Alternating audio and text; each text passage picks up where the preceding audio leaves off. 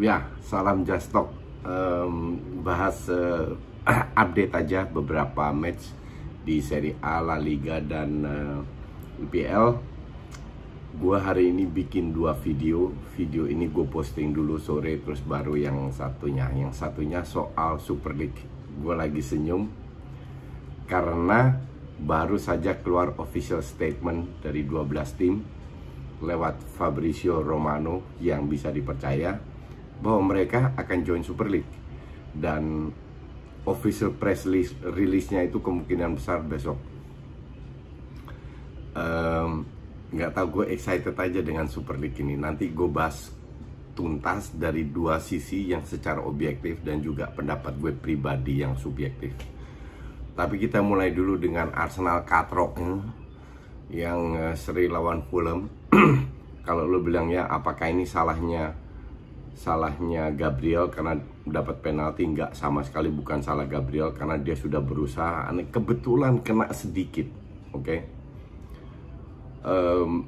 Itu bisa terjadi, tapi kalau lu cetak 2 gol, you still win the game.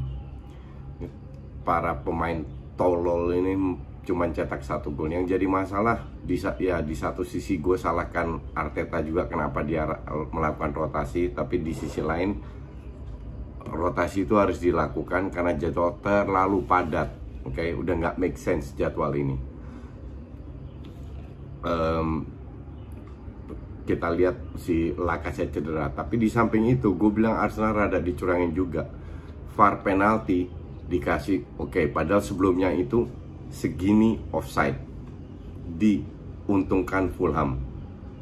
Gue nggak tahu ambil garisnya dari mana ya. Kalau gue ngeliat sih garisnya menguntungkan Arsenal, tapi dikasih penalti. Terus gol yang Arsenal secara sah, cuman beda 1 kuku mungkin dianulir. Itu gue bilang nggak bisa jadi alasan. Walaupun untuk gue tetap dicurangin, tapi tidak bisa jadi alasan untuk tidak menang lawan Fulham. Ini Fulham loh, ngerti nggak? Dan kalau lihat pemainnya, terutama yang paling hancur itu Elneny, bangke itu bener-bener. Udah kelihatan sampai gue baca Lacazette marah besar sama Elneny. Kenapa? Berapa kali bisa passing ke depan, dikit-dikit ke belakang. Sementara dengan gaya bermain Arsenal, itu pemain tengah penting untuk mereka kan bangun serangan dari belakang, bukan dari tengah. Jadi kalau tengah dapat bola langsung ke depan. Kalau yang tengah belakang juga ya ngapain? Nah, ini yang sering terjadi di pas lawan Fulham. Ya 1-1 udah selesai lah. Kalau gue bilang ini harusnya 3 poin. Kalau ini 3 poin, gue bilang masih ada peluang untuk lolos Eropa. Tapi kalau begini caranya udah selesai. Fokus ke WL. Ke WL aja. Semoga itu full tim terus diturunin, bukan pemain sampah kayak Elneny lah, Nketiah lah. Ya, Nketiah cetak gol tapi 2 kali kontrol bola aja nggak bisa. Pemain hancur gini, heran gue Arteta ini. Terus MU menang, kesulitan juga lawan tim parkir base, dapat beberapa peluang, ya kurang beruntung. Tapi keberuntungan datang di gol kedua dengan Greenwood. Golnya Greenwood yang deflect. Terus akhirnya dapat gol ketiga, itu bonus karena udah selesai lah. Burnley ini kan nggak ada apa-apanya. Gue ngantuk nonton. Kenapa? Karena long ball terus dari Burnley. Tim kayak gini harusnya degradasi. Tapi ya sudahlah, MU menang. Tapi MU kalau gue bilang mau fokus kemana lagi? Ya itu European League paling. Atau mereka masih berharap City 3 kali kalah biar mereka bisa jadi juara. Tapi untuk gue sih ya di atas kertas bisa-bisa aja, tapi kayaknya Pep nggak setolol itu. Kalau itu benar-benar terjadi, MU yang juara, Pep asli dipecat aja lebih baik. Itu Liga Inggris nggak ada lagi. Leicester lolos di FA Cup ketemu Chelsea. Ini akan seru karena Leicester akan bertahan, Chelsea yang nyerang. Belum tentu Chelsea menang juga. Kita ke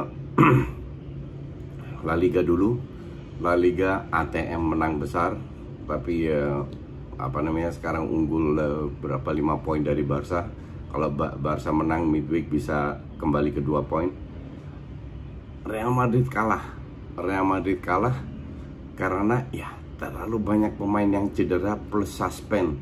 Casemiro sama Nacho kalau nggak salah, Casemiro sama Nacho kalau nggak salah itu suspend. Varane kena COVID kan. Jadi gue lihat pemain, line up-nya kayak begini. Benzema disimpan yang akhirnya dimasukin.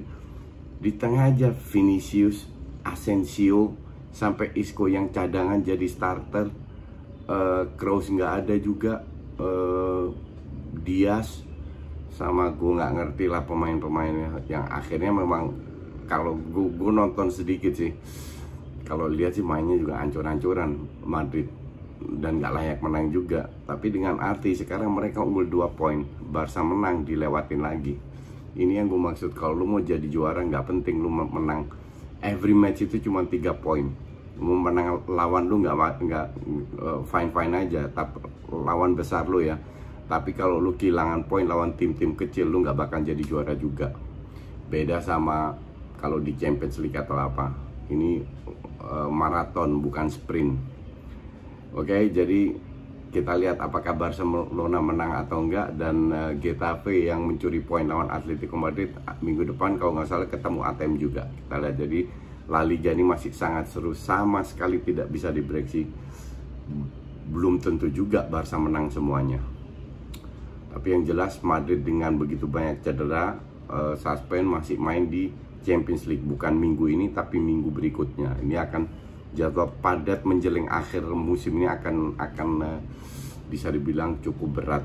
Tapi ya kita lihat aja, serunya di situ La Liga. Terus ke Champions League. Ke Champions League lagi. Ke Serie A. Serie A kemarin Milan menang, AC Milan. Hari ini malam dulu Juve kalah lawan Atalanta. Sebenarnya kalau gue lihat dari sisi permainan cukup imbang lah, cukup imbang.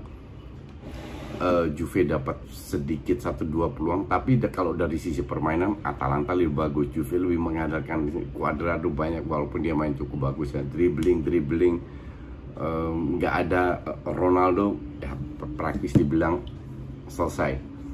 Sekali lagi Juve udah selesai, bahkan lolos Champions League aja belum tentu. Kalau gue lihat, ntar gue buka klasemennya ya. Inter 75 poin, Milan 66 poin, beda 9 poin.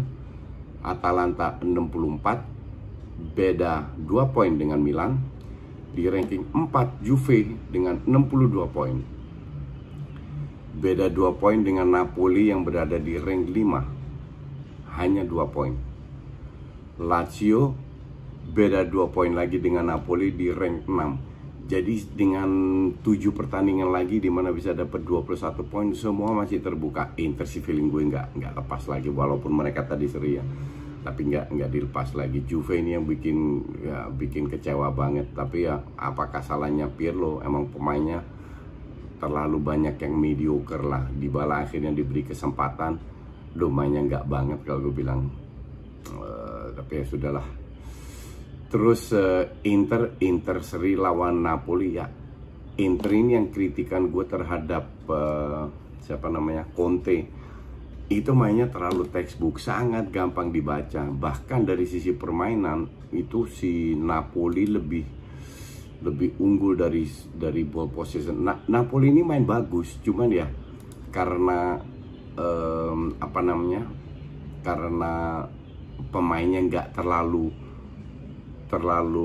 berkualitas, maka dari itu tidak konsisten, sehingga passing pendeknya itu seringkali lewat ya, karena itu kualitasnya. Ball possession 57% Napoli. Total shot 12 Napoli, 10 Inter. Chances created 9 Napoli, 7 Inter. Big chance 1 Inter, 0 Napoli. Nah inilah big chance yang gue sebut. Shot on target hanya 2 dalam satu pertandingan, 2 untuk Inter, 1 Napoli. Artinya kedua tim ini cukup imbang dan skor 1-1 oke lah. Serie A ini juga akan sangat seru karena ketidakkonsistenan teman. Kalau lihat ranking begini tinggal sisa berapa pertandingan, harusnya untuk Inter gak dilepas lagi ya. Memang mereka kehilangan poin, lawannya juga Napoli, tapi kan nggak selalu ketemu big six. Jadi margin 9 poin ini harusnya cukup untuk Inter menjadi juara. Ngelihat Juve yang gue berharap akan bangkit, ternyata nggak bangkit-bangkit. Apalagi kalau nggak ada Ronaldo, selesai itu barang. Dan sekarang justru Juve harus fight untuk Champions League. Ini yang lucu. Milan sih, feeling gue sih tetap masuk main Champions League. Yang seru, Atalanta ini juga pemainnya terlalu banyak mediocre, cuman cukup konsisten. Jadi Atalanta, ya feeling gue sih Atalanta lolos. Tapi ya antara ini lah, Inter 2 dari Milan pasti, 2 tempat lagi untuk 4 tim, Lazio, Napoli, Juve sama Atalanta. Ini yang bikin seru. Oke, itu aja dulu. Saksikan ntar sore video tentang Super League.